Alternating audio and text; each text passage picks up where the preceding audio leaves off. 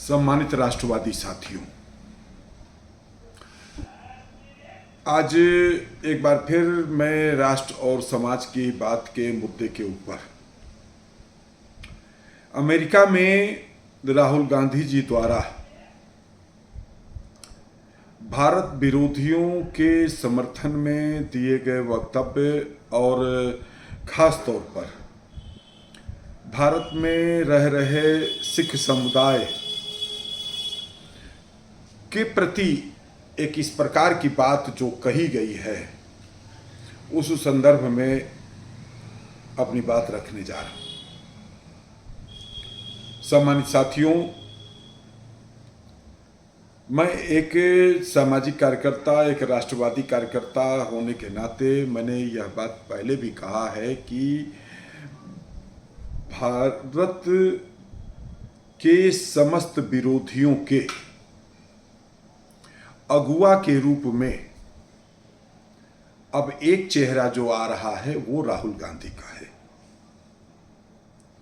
राहुल गांधी की स्थिति अब कांग्रेस में भी इस रूप में बन गई है कि वो जो भी कह रहे हैं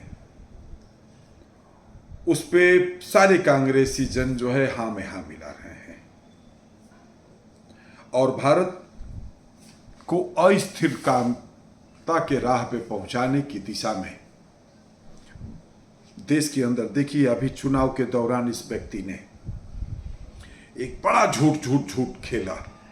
संविधान खतरे में है, आरक्षण खतरे में है और ऐसा हो जाएगा, वैसा हो जाएगा, इस प्रकार की अनर्गल बात करते हुए देश की जनता को भ्रमित करने का इस व्यक्ति ने काम किया है। देखिए, हम भी यह बात सहजता के साथ स्वीकार कर रहे हैं कि हमारे देश में आज भी जो होना नहीं चाहिए, लेकिन आज भी जातीयता का जो जहर है वो अंदर अंदर इतना ज़्यादा मजबूत है कि उस समय जातीयता की संकीर्णता की जाल में उलझे लोग को कुछ भी नहीं दिखता है।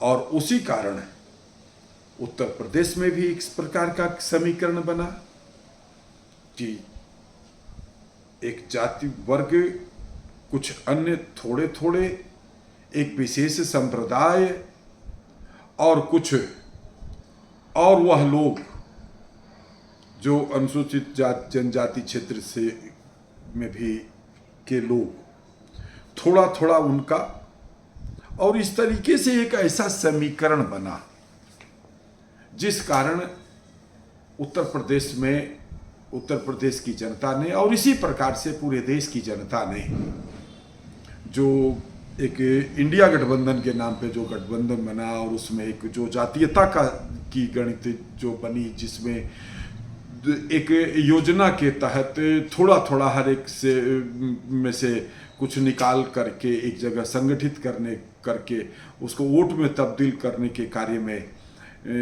राहुल गांधी जी और उनके सहयोगियों ने जो भूमिका निभाई, जिसमें झूठ का एक बड़ा खेल खेला गया, वह खेल काफ़ी हद तक इनके दृष्टि से कामयाब रहा।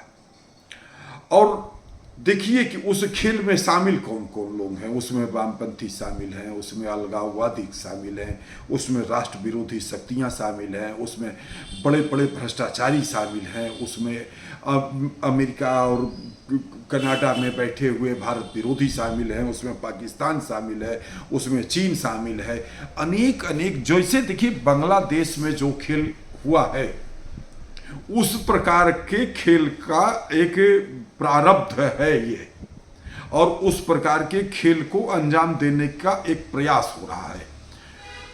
अभी जब राहुल गांधी अमेरिका में ये बोले हैं कि भारत में सिख संप्रदाय की धार्मिक आस्था खतरे में है, अब बताइए ये कितना बड़ा ये व्यक्ति झूठ बोला है, कितना नफरतकारी इस व्यक्ति के मन में नफरत का भाव भरा हुआ है। ये सनातन का से घृणा करता है, घृणा जिसको शब्द हम बोल रहे हैं, और इसीलिए इसने सनातन विरोधियों के साथ जो है वो कर रखा है, इसने जो है भारत विरोधियों के साथ जो है लामबंदी कर रखी है। इस व्यक्ति को जिन लोगों ने, ये पप्पू नहीं है, इसको बेवकूफ मत समझिए, ये पूरी प्लानिंग के साथ काम कर रहा। इसको लोगों ने, इसके सलाहकारों ने एक इस प्रकार का मंत्र दे दिया है कि आपको सिर्फ और सिर्फ देश की सरकार के खिलाफ हो, हिंदुत्व के खिलाफ हो, सनातन के खिलाफ हो, हर तरह से, जिस भी तरह से जो है इनके खिलाफ विश्वमन किया जा सकता है, अब आप विश्वमन करो। क्योंकि जब आप इस तरीके से करोगे तो देश में पल रहे आस्तीन के सांप, भारत विरोधी शक्तियां, देखिए जम्मू कश्मीर में वो पाई जाती हैं, अन्य जगहों पे पाई जाती हैं। अभी आप देख लीजिए रेल की पटरियां जो है खोलते हुए कई एक वीडियो भी जो है आया है। देश के अंदर एक बहुत बड़ी साजिश रचने वाले लोग जो है देश के खिलाफ जो मोर्चा बना खोल रहे हैं, ये सब लोगों को इस व्यक्ति ने अपने साथ जोड़ा हुआ है। भारत विरोधी बनाम भारत सरकार, अब मतलब कि दो भागों में पूरी तरह से जो है भारत विरोधियों का संगठन के मुख्य नेतृत्वकर्ता राहुल गांधी है। अब वो व्यक्ति राष्ट्रीय स्तर पर, अंतर्राष्ट्रीय स्तर पर यही खेल खेल रहा है। और इसीलिए अभी जो है इस व्यक्ति ने अमेरिका में जाकर के सिखों की आस्था के ऊपर प्रश्न चिन्ह उठाया कि जिसे बोला इसने कि संविधान खतरे में है, आरक्षण खतरे में है। एक झूठ का गेम जो है इसने जो है चलाया। खटा 8,500 रुपया जो है देने का इस व्यक्ति ने जो है वादा किया। अब हम तो फिर जो है बात कहना चाहते हैं कि चलिए ठीक है, आपकी सरकार नहीं बनी तो आप राष्ट्रीय स्तर पर नहीं दे सके, जहां आपकी सरकार है वहीं दे देते जो है। आपकी तो सरकार हिमाचल प्रदेश में दिवालिया होने की स्थिति में है, लेकिन इस व्यक्ति को इससे कोई मतलब नहीं है कि देश दिवालिया होगा, कि देश में खून खराबा होगा, जो है एक तरफ से कत्लेआम हो जाए। इससे व्यक्ति से कोई मतलब नहीं। इसको मतलब है कि वर्तमान में सनातन संस्कृति का उद्गम और विकास जो हो रहा है, इसको कैसे भी रोका जाए। कारण क्या है कि इस व्यक्ति के अंदर 3 प्रकार के खून हैं और इसलिए ये हिंदुत्व से नफरत करता है। इसके नाना भी जो है अंदरूनी जो है नफरत करते हैं। पूरी की पूरी कांग्रेस की पृष्ठभूमि सनातन विरोधी है। इस नाते जो है ये व्यक्ति जो है इस प्रकार की भाषा बोल रहा है।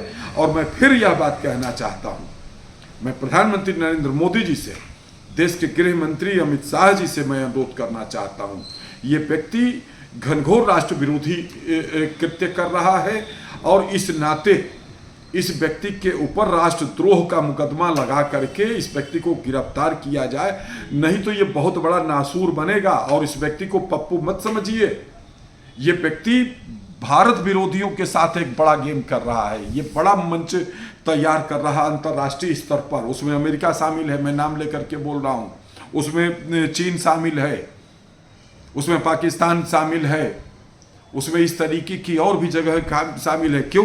क्योंकि जो है वर्तमान भारत की सरकार सशक्त भारत के निर्माण के लिए काम कर रही है, भारत को विश्व गुरु बनाने की दिशा में आगे बढ़ रही है। और इन सब फटीचरों के शासनकाल में भारत कहाँ था और आज देखिए भारत कहाँ है। आज हर भारतवासी का सम्मान बढ़ रहा, ये इन सबों को खल रहा है। इन सबों को ये हो रहा है कि अगर इसी तरीके से वर्तमान सरकार तेजी से आगे बढ़ती गई, इसके नाना का रिकॉर्ड तोड़ दिया मोदी जी ने, ये सबसे ज़्यादा जो है इस व्यक्ति को खल गया। अब 10 साल से किसी भी तरीके से जो लोगों के मन में ये था कि ये देश की जनता हमारी गुलाम है, इसको टुकड़ा फेंको, ये हमको वोट करती है, जाति धर्म पंथ मजहब के नाम पर जो है कुछ कुछ बांट बूट करके और सत्ता के संचालन करो।